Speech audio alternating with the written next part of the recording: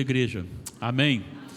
Espero que você esteja espiritualmente descansado e pronto para continuar adorando o Senhor, assim como nós temos feito constantemente aqui na igreja, em nossos lares, por onde nós passamos. Nós temos visitantes, nos alegramos muito com a presença. Sinta-se abraçado. Você que está próximo aí, por favor, cumprimente em nome de Jesus, em nome da igreja. Seja muito bem-vindo sempre, tá bom? Nós estamos chegando no final, mas ainda não é o fim da primeira epístola de Paulo aos Tessalonicenses. Então, seja forte, porque tem muita coisa boa aqui ainda para nós, até chegarmos ao final. Eu quero então chamá-lo a abrir sua Bíblia comigo, na primeira epístola de Paulo aos Tessalonicenses, no capítulo 5, leremos dos versículos 12 até o versículo 15. Versículos 12 a 15. Primeira epístola de Paulo aos Tessalonicenses 5, 12 a 15. Vamos ler alternadamente, para que você possa participar mais um pouco. O título sugerido aqui, diversos preceitos. Agora vos rogamos, irmãos, que acateis com apreço os que trabalham entre vós e os que vos presidem no Senhor e vos admoestam.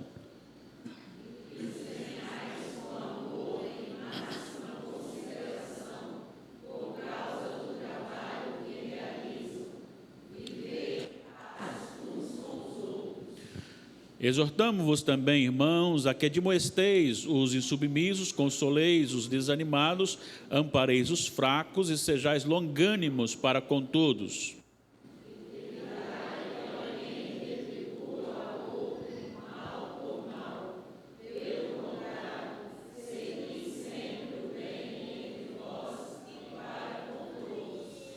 Que o Senhor da palavra nos ilumine, nos conduza e nos edifique. Hoje o nosso tema é a vida comum dos crentes. Vamos lembrar aqui que nós já vimos na última quarta-feira a respeito da relevância ou das implicações do retorno de Jesus, da vinda de Jesus na vida dos não crentes e depois na vida dos crentes. Nós vimos ainda que a volta de Jesus será repentina, apanhará os descrentes de surpresa, será certeira, será terrível para os descrentes, não pegará os crentes de surpresa, será um dia de grande alegria para os crentes e será então um maravilhoso dia para aqueles que têm o Senhor Jesus. Na última quarta-feira houve uma pergunta, eu não quis arriscar a resposta, então hoje eu quero trazer a resposta do versículo 10 do capítulo 5. O versículo 10 do capítulo 5 diz que morreu por nós, para que quer vigiemos, quer durmamos, vivamos em união com Ele. E a pergunta era: esse dormir seria uma questão relacionada aos que morreram ou simplesmente numa questão mesmo de dormir?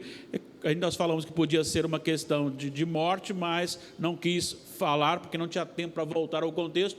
Então agora aqui eu quero retornar ao contexto com você rapidamente. O capítulo 4, versículos 13 e 14, você encontra a expressão dormir ou os que dormem, para relacionar aqueles que haviam morrido. Olha só, não queremos, porém, irmãos, que sejais ignorantes com respeito aos que dormem, para não vos entristecerdes como os demais que não têm esperança, pois se cremos que Jesus morreu e ressuscitou, assim também Deus, mediante Jesus, trará em sua companhia os que dormem. Depois dos versículos 16 a 18, você tem falando da ressurreição, e esta ressurreição não é para os descrentes. Olha só o que ele diz: ressuscitar para o céu. Versículos 16 a 18, porquanto o Senhor mesmo dá da sua palavra de ordem, ouvida a voz do arcanjo e ressoada a trombeta de Deus, descerá do céu, e os mortos em Cristo ressuscitarão primeiro, referindo-se àqueles que dormem, do versículos 13 e 14. Depois, nós, os vivos, os que ficarmos, seremos arrebatados juntamente com eles, entre nuvens, para o encontro do Senhor nos ares, assim estaremos para sempre com o Senhor. Então, ele está falando que aqueles que morreram, aqueles que dormem, e aqueles que estão vivos, ambos são cristãos, ambos são salvos, ambos são eleitos. E também no versículo 10, que nós lemos então na quarta-feira passada, embora no contexto próximo, anterior, ele fala a respeito de não durmamos como os demais, referindo-se àqueles que estavam despreparados, mas no versículo 10 ele está falando daqueles que já haviam morrido, crentes que haviam morrido. Então ele diz no versículo 10, que morreu por nós, referindo-se a Jesus, que morreu por nós para que quer vigiemos, ou seja, os que estão vivos, quer durmamos, ou seja, aqueles que morreram, vivamos em união com Ele. Então, ele não está se referindo aos despreparados, porque ele está dizendo vivamos em união com Ele. Então, ele está falando justamente àqueles que haviam morrido. Portanto, dormir aqui tanto os que estão vivos têm que vigiar, mas aqueles que morreram ou que dormiram, que estão dormindo, Ele e nós que estivemos vigiando, nós seremos unidos a Cristo. Então, aqui se refere aos crentes. Referindo-se aos crentes, esse dormir aqui não pode ser dos desavisados, e sim daqueles que haviam morrido. Então, o versículo 10 refere-se aos vivos que estão vigiando e aos que morreram que estão dormindo. Lembrando que não há sono da alma. Tá? Dormir aqui é uma palavra figurada para expressar aqueles que morreram. A alma, tanto do cristão como do não cristão, a alma está ativa, viva, na presença de Deus e já experimentando, seja o gozo da salvação ou a ira de Deus, tá bom? A gente pode trabalhar isso em outro momento. Dada então esta explicação, vamos retornar então ao nosso texto, como deve ser a vida comum dos crentes. Então, a minha primeira afirmação aqui é a seguinte: o crente verdadeiro respeita os líderes verdadeiros. O crente verdadeiro, ele respeita os líderes verdadeiros. Os versículos 12 e 13 refere-se à conduta dos membros da igreja, dos irmãos da igreja, relacionado àquele que está na sua liderança, não apenas um, ou seus líderes. E tem algumas coisas importantes aqui que a gente pode entender dentro desse texto, no versículo 12, que ele diz assim: agora vos rogamos, irmãos, que acateis com apreço os que trabalham entre vós e os que vos presidem no Senhor e vos admoestam. Tem aqui algumas expressões aqui muito interessantes que a gente precisa trabalhar. Acatar significa você obedecer, você estar submisso à liderança daquele que está sobre você e que dirige a sua vida. Com apreço é uma consideração em alta estima. É você olhar para o seu líder e tratá-lo como uma pessoa especial. E aí eu vou falar com você sobre essa questão. A questão de trabalhar ou de considerar o líder como uma pessoa especial, obedecendo a ele e tratando-o com muito amor e com muita dedicação, não tem a ver com o líder em si, mas tem a ver com a função do líder, o que ele faz. Eu quero trazer isso de uma maneira bem prática. Eu tenho orado muito assim: Senhor, a Igreja Presbiteriana de Nova Brasília é tua, e ela é muito especial, e não é especial em si mesma, ou seja, nós não temos qualidades em nós mesmos que nos tornássemos, ou que nos tornassem especiais. Mas a igreja que somos nós, ela se torna especial não por aquilo que ela é, mas de quem ela é. ela é do Senhor. E por ser uma propriedade exclusiva de Deus, ela se torna especial, ela é tornada especial. Assim também é o líder que preside no Senhor. Ele é especial, não, ele é tornado especial, não porque ele tem qualidades, dons, habilidades, mas é por aquilo que ele transmite, que é a palavra de Deus, que é a liderança de Deus na vida da igreja. Então, dentro desse esse esclarecimento, então, voltando, acateis com apreço os que trabalham e os que vos presidem, tendo em alta consideração. Não está dizendo assim, o seu líder é tão especial, ele é tão inteligente, que você tem que ter um cuidado para com ele, um carinho para com ele. Não. O que está determinando a especialidade do seu líder não é o líder, mas é aquilo que o líder transmite, porque ele fala e preside em nome do Senhor. Existe uma coisa muito interessante sobre a questão da pregação. Todos nós gostamos do estudo bíblico, da aula da escola dominical, gostamos, mas só que nós precisamos aprender a gostar da pregação expositiva da palavra, porque ela é a transmissão da palavra de Deus. E se você olhar a 2 Timóteo, vamos lá, 2 Timóteo capítulo 4, 2 Timóteo capítulo 4, nós encontramos a ordem para a pregação da palavra. E o apóstolo Paulo escreveu a Timóteo, mas a palavra de Deus ela é viva, ela é eficaz. O princípio dela é estendida a todos os Timóteos espalhados pela face da terra, desde aquele tempo até agora e até quando Jesus voltar. E ele diz assim: conjuro-te perante Deus e Cristo Jesus, que há de julgar vivos e mortos pela sua manifestação e pelo seu poder. Começa o versículo 2 dizendo: prega a palavra. E aqui não é estudo bíblico.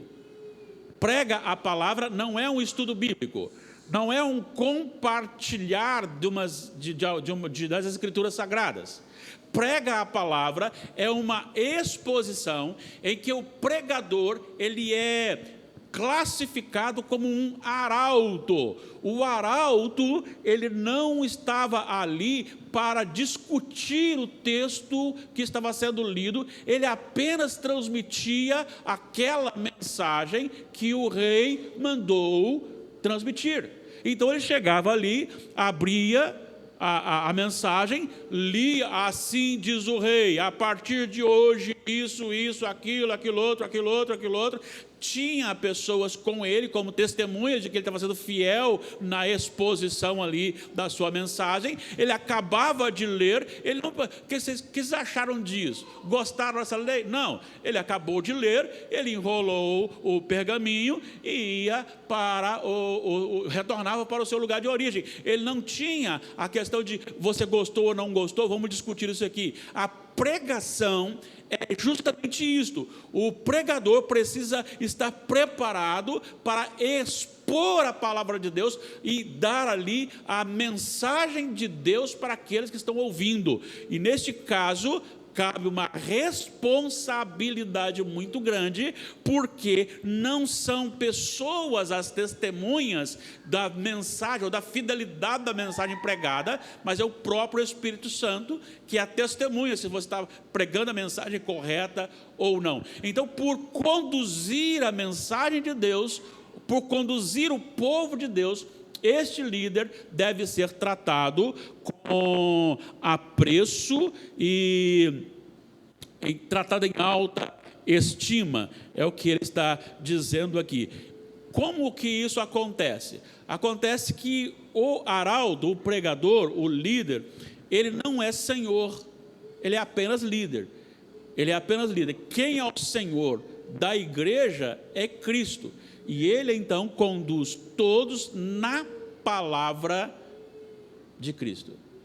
Cristo é a cabeça. Por isso os líderes se tornam especiais, por aquilo que eles estão transmitindo. É mais ou menos você pegar um vaso de porcelana, raríssimo, encher de terra, e você pegar uma xícara qualquer e encher de ouro. Qual teria mais valor? Claro que a xícara qualquer. Por quê? Porque ela está carregando o ouro. A grande questão é justamente esta: os líderes que lideram no Senhor, eles estão conduzindo o que é de mais importante, valioso, supremo na vida de todos. Não é ouro, não é prata, mas é o sangue de Cristo vertido na cruz do Calvário. Nós anunciamos e conduzimos o povo nesta visão. E aí então, a questão que lidera bem são os que lideram com fidelidade. Não é aquele que agrada, tá? Você tem muitos pastores que são amados aí no Brasil. Tem muitos pastores que estão aí, por onde eles estão, tem gente correndo atrás deles, indo atrás deles, multidões atrás deles, aplaudindo, amando o que ele fala, porque tem aquelas tiradas boas, tem boas piadas, não fere ninguém, mas não são bons pastores, a não ser que eles estejam fiéis às Escrituras. O que é bom é o líder bom é aquele que é fiel às Escrituras Sagradas, fiel à palavra de Deus. Nós teremos eleição agora neste ano, né?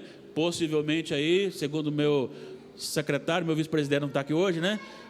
Mas o meu secretário ali, segundo, será em maio, possivelmente será em maio, né? Eu vou amenizar os sermões, vou pregar mais amor, amor e amor, para que a igreja goste de mim e vote em mim. Não, eu tenho que pregar a palavra de Deus. Mas vai agradar a Damares, vai desagradar a Damares e ela não vai votar em mim. Bom, paciência, eu tenho que pregar. Então, qual que é o líder bom? É aquele que é fiel às Escrituras Sagradas. Mas aqui há uma outra coisa que eu preciso chamar a sua atenção, é que não é só a valorização dele, mas a visão que Deus tem a respeito dos seus líderes. Normalmente você ouve muitas piadinhas sem graça, diga-se de passagem, que pastor não trabalha, pastor não faz nada. Certa feita um colega me ligou e estava conversando comigo e disse assim: rapaz, eu fiquei emocionado porque alguém me ligou 10 horas do dia e falou assim: pastor, eu te acordei. Ele estava achando que a pessoa estava com carinho com ele. Não estava com carinho, estava dizendo assim, tipo assim, você não tem nada para fazer mesmo, você dorme até tarde. É isso que estava, a visão é essa, que pastor não trabalha, né? Só que o Paulo está dizendo aqui os que trabalham entre vós. Para o apóstolo Paulo, para o Senhor Deus, liderar a igreja de Deus é trabalhar, e trabalhar arduamente. Trabalhar arduamente. Olha o que ele diz: os que trabalham entre vós, não é só os que trabalham entre vós, mas que presidem no Senhor. E aí eu quero lhe chamar a atenção. O que é presidir no Senhor? Já parou para pensar sobre isso? O que é presidir no Senhor? Eu aguardo. Aguarde mais um minuto. Oi? Presidir no Senhor significa que ele não preside segundo a vontade dele. Ele é chamado por Deus, vocacionado por Deus, e ele está transmitindo uma liderança, presidindo pelo Senhor. Pelo Senhor. É por isso que quando você leu comigo o texto de 2 Timóteo 4:1, ele fala assim: conjuro-te perante Deus e Cristo, que hão de julgar o mundo. Então ele está chamando Timóteo para a presença de Deus na sua exortação. Então os que presidem no Senhor, os que trabalham entre vós, igual, não tem superioridade, não tem inferioridade, igual, mas que exerce uma função que não é dele. Eu não posso me dar ao luxo de tratar a Natália de um jeito, porque ela é filha, nora-filha, e tratar a dona Marina de outro jeito, porque ela não está ligada à minha família como a Natália. Eu não posso me dar ao luxo de pensar algumas coisas relacionadas a possibilidades. Quer saber de uma coisa? Hoje está todo mundo já, né? Estamos separando mesmo, então deixa o pessoal separar, a gente vamos amar esse pessoal. Eu não posso. Hoje está todo mundo querendo novo casamento. Deixa todo mundo se casar, porque está todo normal assim. Não, eu queria que fosse assim para não ter problema para mim, mas não posso ser assim, porque eu não estou falando de mim, eu estou trazendo a mensagem de Deus. Eu estou presidindo no Senhor, eu estou conduzindo a igreja no Senhor, e é esse tipo de trabalho e presidência que é então trazida para acatar com apreço, e aqui amar em máxima consideração, versículo 13, e que tenhais amor em máxima consideração. Só para você ter uma ideia aqui, em máxima consideração, ele é um verbo que ele sozinho, no original, ele sozinho já dá a ideia de um superlativo, de um excesso, né? Vamos pensar aqui, se fosse por uma coisa relacionada a grandiosíssimo, ele sozinho já dá essa ideia.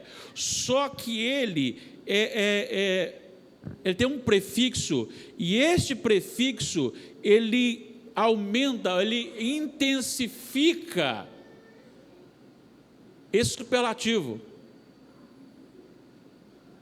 Então ele já é uma palavra que conduz para uma consideração elevada, mas além dessa palavra que já conduz para a consideração elevada, já ainda tem ainda um prefixo que aumenta, que intensifica o sentido dessa consideração. E consideração voltando sempre para aquilo relacionado à missão dada, e não ao missionário.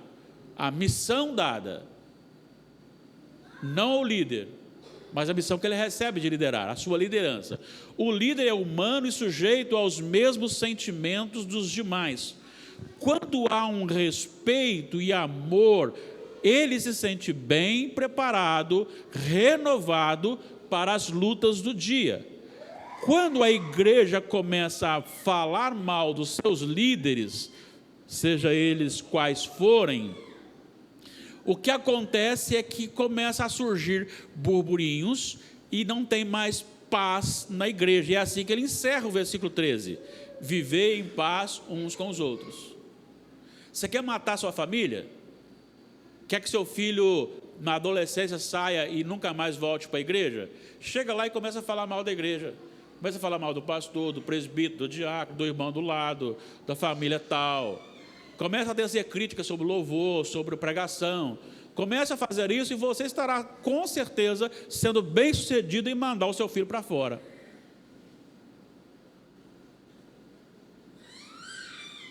Com certeza. A grande questão é: ame os seus líderes. E o amor aos seus líderes significa que o dia que eles errarem, você tem autoridade para corrigi-los com submissão e amor. Isto é amor de verdade. A segunda lição que nós tiramos aqui é que os crentes verdadeiros promovem o crescimento espiritual uns dos outros. Enquanto os versículos 14 e 15 tratavam do relacionamento dos membros, dos liderados para com os seus líderes, os versículos agora, 14 e 15, tratam do relacionamento dos membros entre si.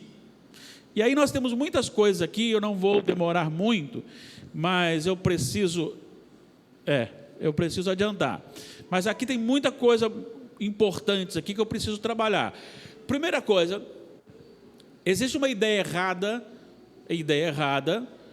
tanto imposta pelo pastor, em que ele é o super-homem, em que ele está num grau mais elevado, que ele está mais próximo de Deus, que a oração dele é mais ouvida, que ele é mais santo, que ele vê mais Deus do que os outros, e ele é o ungido, e ninguém pode tocar nele. Mas, por outro lado, também existe uma ideia equivocada de muitas igrejas, em que o pastor é o empregado da igreja, você paga para ele fazer, então ele tem que fazer. Ele tem que evangelizar, ele tem que visitar, e você vai, é o seguinte, trabalha, vem para a igreja, canta, louva, ouve a palavra, vai para casa, depois vai para o trabalho, volta para casa, vem para a igreja, e o pastor tem que evangelizar, como se ele fosse, nós pagamos para ele fazer, terceirizamos a evangelização, terceirizamos o serviço, a vida com Deus. O papel do pastor, do bom líder, é quando ele prepara a igreja para a igreja ser igreja, para que a igreja saiba e sinta a necessidade de compartilhar o evangelho, sinta a necessidade de relacionar-se, amando um ao outro, que é justamente esses pontos agora relacionados aos versículos 14 e 15 que temos aqui. Sendo assim, o papel do líder é equipar os seus liderados espiritualmente para exercerem admoestações mútuas. Então vamos aqui. Todo crente precisa estar apto para admoestar os insubmissos. Versículo 14, exortamo-vos também, irmãos, a que admoesteis os insubmissos. Insubmissos aqui é mais do que simplesmente rebelar-se. É um desordeiro mesmo. É aquele que se rebela, mas que se rebela com práticas de desordem. Aquele que acaba sendo até mesmo, se todo mundo caminha para cá, ele caminha para lá. Hoje mesmo eu estava passando ali naquela rua lateral, aqui era a BR, agora é municipal, né? Ali bem perto do vilarejo comercial, e aí o prefeito da cidade deu uma reforma boa nos pontos de ônibus, mudou tudo, colocou tudo novo, mas já quebraram aquele vidro dessa grossura dos dois lados, quebraram os dois vidros. Aí eu estava pensando, que leva alguém passar ali e quebrar, simplesmente por quebrar. Não é um acidente que aconteceu, porque foram os dois quebrados, de um lado e de outro. E está até perigoso, porque tem aquele suporte para o vidro, fica até perigoso. O que leva uma pessoa a fazer isso? Isso é uma desordem de forma intensa. E ele está dizendo, no contexto espiritual, há também os desordeiros, que não querem se importar com o comportamento dos outros, que não ama o outro a ponto de zelar pelo outro. E essas pessoas precisam ser admoestadas, ou seja, chamadas e trabalhadas para que elas mudem de vida. Consolar os desanimados é a outra missão do irmão da igreja, consolar os desanimados. Há pessoas que sempre veem o pior e precisam ser animados ou reanimados sempre. O termo no original para desanimado aqui, quem precisa ser animado, é literalmente aquele que tem a alma pequena. Aquele que tem a alma pequena. E tendo a alma pequena, ele sempre vai puxar para o desânimo, sempre para o desânimo. Essas pessoas precisam ser consoladas. E o consolar aqui dá uma ideia de alguém, não é assim que manda uma mensagem pelo WhatsApp, não é nem uma ligada, é realmente você ir, colocar-se ao lado e exercer o conforto, o consolo e a reanimação dessa pessoa. É papel da igreja. Vamos lembrar aqui que o pastor da igreja já tentou várias vezes, não conseguiu, mas um dia eu vou conseguir fazer que um pastoreado pastoreie dois. Né? Como que funciona? Eu vou pastorear durante esse mês, Damares e Natália. E Damares vai pastorear mais 2 pessoas, a Natália mais 2 pessoas, e aí nós vamos crescendo a rede de pastoreio, a ponto de todo mundo ser pastoreado sem ser pesado para ninguém. É esta a ideia, relacionada então àquelas pessoas que precisam. Oi? Mas não funcionou, né? A questão é que não funcionou. Foi até um ponto, alguns foram, mas a gente não conseguiu encaixar. Eu quero isso como sendo o alimentar da igreja. Nós já fizemos uma vez, sim, mas só que não encaixou, né? Não encaixou. Então, esse ajudar aqui, esse consolar, dá essa ideia de estar perto, de estar junto com aqueles que são entristecidos, que são desanimados, tá bom? A terceira palavra aqui é amparar os fracos. Fracos aqui é asteneia, ou doente, sem força. Aí pode ser tratado tanto no contexto moral, porque ele trata da santidade do corpo no capítulo 4, mas também pode ser tratado da questão relacionada à própria espiritualidade mesmo. Então nós temos tantas pessoas que preferem estar em outro lugar. Qualquer coisa tira a pessoa do convívio da comunhão. Ou seja, eu estou na comunhão da igreja, junto com os irmãos, se não tiver um aniversário para eu ir, se não tiver um jantar para eu ir, se não tiver um encontro para eu ir. Eu estou no culto da igreja desde que não tenha alguma coisa. Se alguém falar alguma coisa, eu vou para lá. Então, não valoriza essa comunhão que nós temos aqui.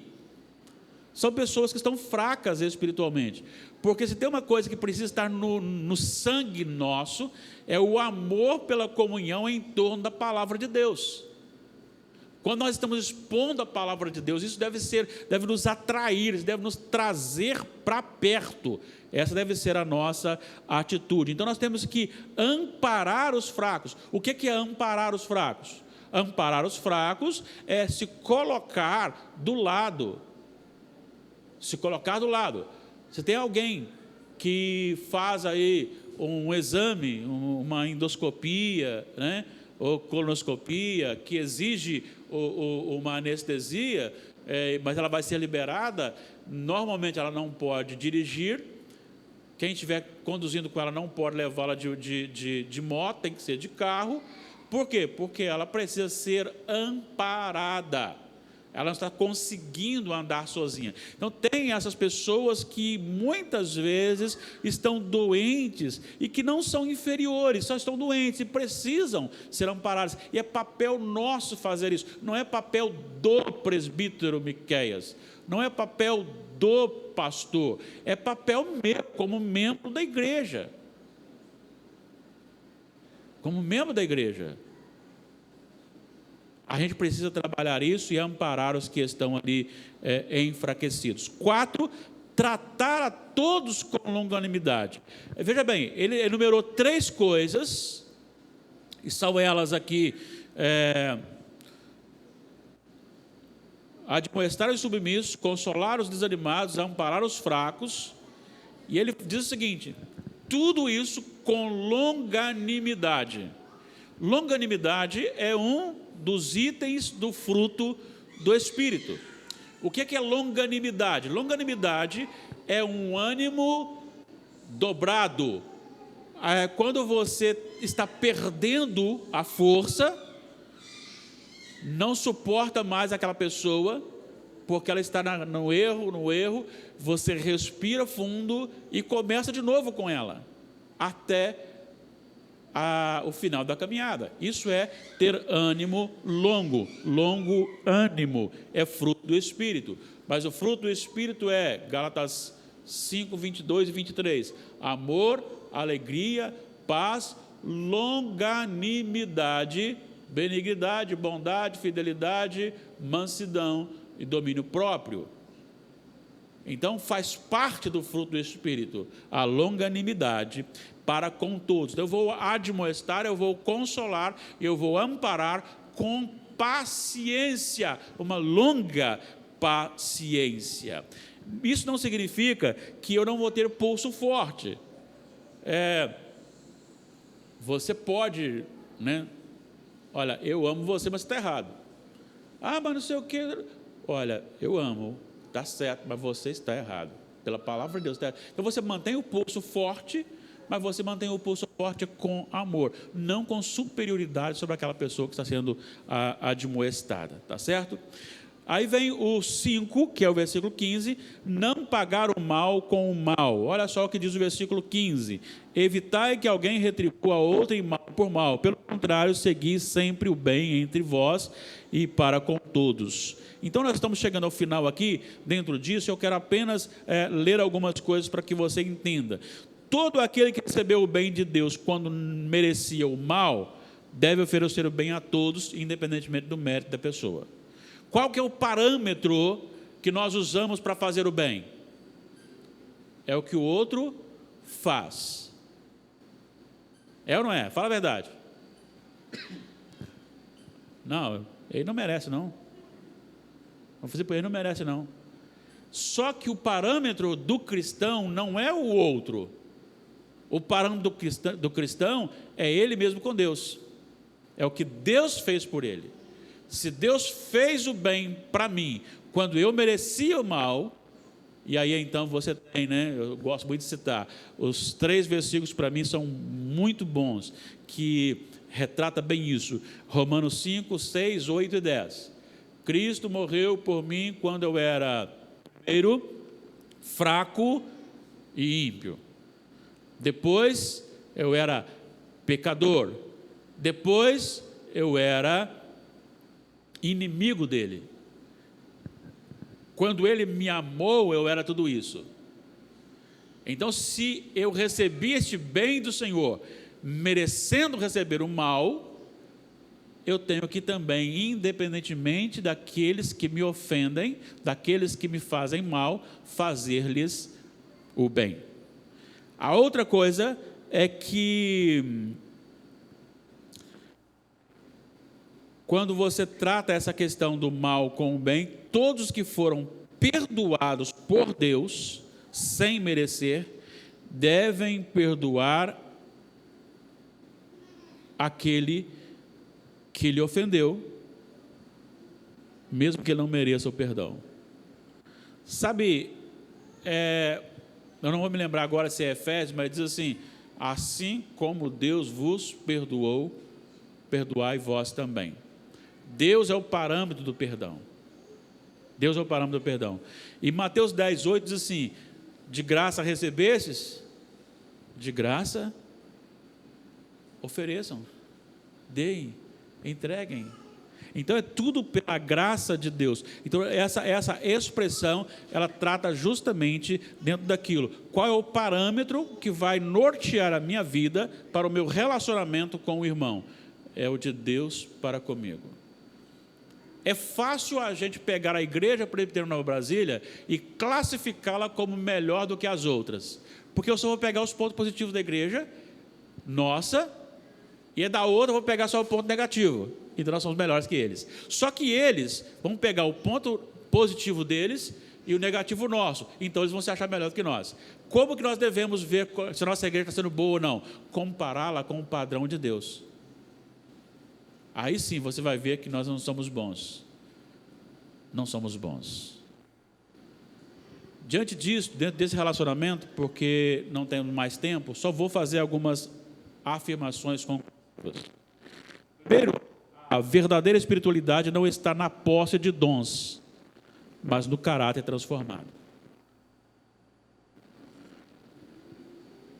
Senhor, Senhor, em Teu nome nós expelimos demônios, em Teu nome nós fizemos curas, milagres. Não vos conheço, não vos conheço, não vos conheço. Agora, a Bíblia diz que todo aquele que é cheio do Espírito Santo produz fruto do Espírito. E o fruto do Espírito não é falar em línguas, curar pessoas, pregar bem. O fruto do Espírito é caráter, amor, alegria, paz, longanimidade, benignidade, bondade, fidelidade, mansidão, domínio próprio. Isso é o fruto do Espírito. A maneira como nos relacionamos com os nossos irmãos revela a nossa verdadeira vida com Deus. Como que eu reajo àquilo que fazem comigo? Isso revela se eu estou bem espiritualmente ou não. O crente entende que o seu líder é um instrumento de Deus na sua vida e deve ser tratado com obediência, consideração elevada e amor, não por causa dele, mas por causa da sua função ou da sua mensagem, enquanto ele estiver amparado nas Escrituras Sagradas. O pastor tem autoridade? Não. A autoridade é esta. Fora dela, o pastor é só um homem sem autoridade. A autoridade que o pastor carrega é a autoridade da palavra de Deus. Por isso, então, a consideração para com o líder. O verdadeiro crente é um instrumento abençoador entre os irmãos.